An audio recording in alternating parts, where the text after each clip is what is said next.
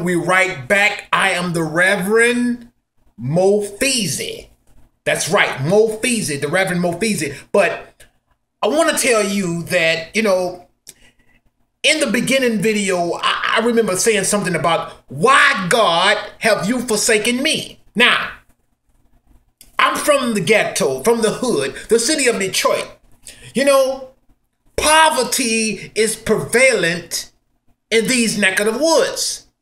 Okay? Now, I know that there's good in life. I just knew that there was good in life, that there was something more special than what I was shown in my life. And I remember saying, God, why have you forsaken me? Why? I want that special relationship with you. I'm yearning that special relationship with you. God, why have you forsaken me?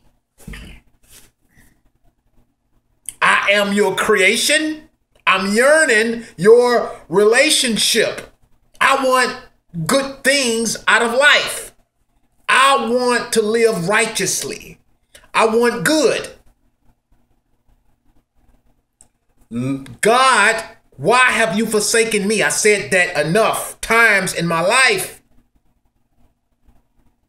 because I wanted to know why nobody felt that they wanted to tell me the knowledge. Why?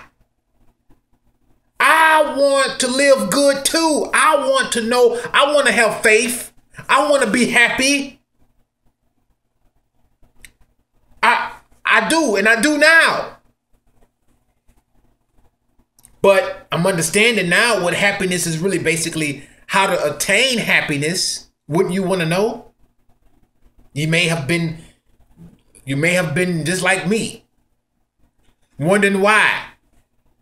Nobody come to you and try to explain to you and convince you about God. Now, many people have said, this is what is right, and this is what is wrong, and this is what you should do.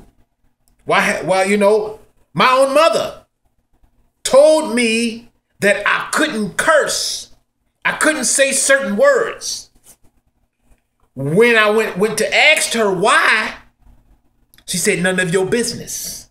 I just don't like those words. I was well over the mature age. I was well at the mature age to understand why you cannot say these words.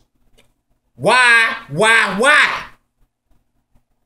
But she never said that to me. She never explained to me why you can't say these words. The only thing that I knew about those curse words was that, ignorant people say those words because they don't know any other words to replace them with. But that's still not saying why you should not say these words, or how did they come to be curse words. Because, I took the liberty to look it up in a dictionary. I don't know if many people have done that and said, you can't say these words. I want to know why you can't say them. I can't see these words in the Bible. Nobody ever explained that to me. They just said, don't say these words. So I looked them up in a dictionary, and it was talking about, I looked up curse word in a dictionary. What does a curse mean? It means that you want ill will towards somebody you say those words to. You want ill will. You're angry when you say those words. Now, I don't know about you, but when I was coming up, I was a little comedian. I wanted to be a comedian. I remember saying that I wanted to be a comedian because it seems like their job is easy. All they doing is telling jokes. It's easy. I want that job. I want it. So so-called cursing became something that I was fond with. Wasn't that I was thinking of ill will for somebody. It was just to make laugh, jokes. But I could not say them. And nobody told me why I could not say those why was those words curse words? You know, so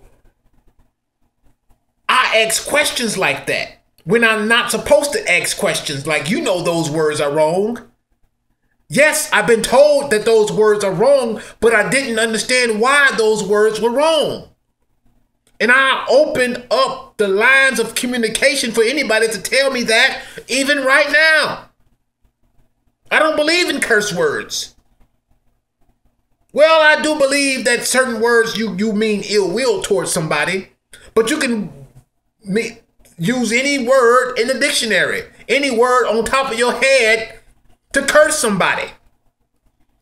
Certain words, I mean, in this day and age, they just don't mean what they say they mean. I mean, they have many different definitions. Well, I just said that to tell you this. Things like that, I wanted to know the answer to, and nobody could tell me. So I went to search for the word itself. You know, at the same time, I'm still feeling like, God, why have you forsaken me? I want to be convinced like people is convinced. I want to have faith like other people have faith. I want that. And when I understood that God was in me, a new revelation was prominent in my life. Took priority in my life. I no longer tried to go to so-called people that were faith, that were in a religion, and ask them, what do they think about this? What do they think about that? Because I've been through that already. I've been through that. You get a person that's from a religion and you ask them a question, and if it's kind of difficult, they're going to say, I'll get right back with you. I'm going to talk to somebody an elder about that. And they will never get back to you because I think that nobody get back to them. But I'm looking like you're convinced already. I think that you're convinced. You're trying to tell me the word, but yet you cannot convince me.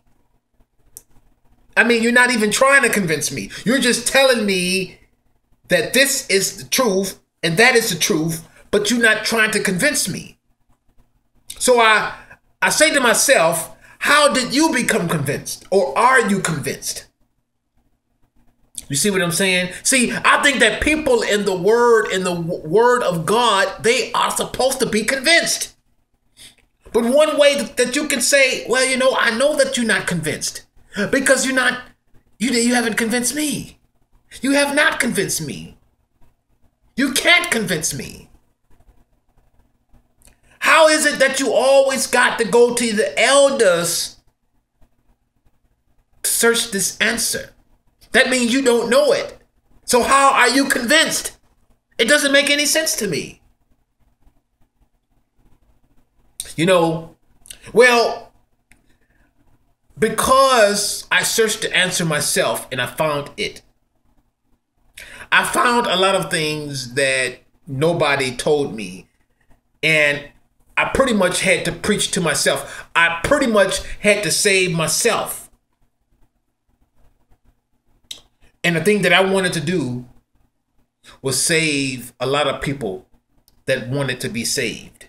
I mean, I know that they would look at me and say I'm from the hood and things of that nature. I know that they would look at me with no education and all of that. But I feel special.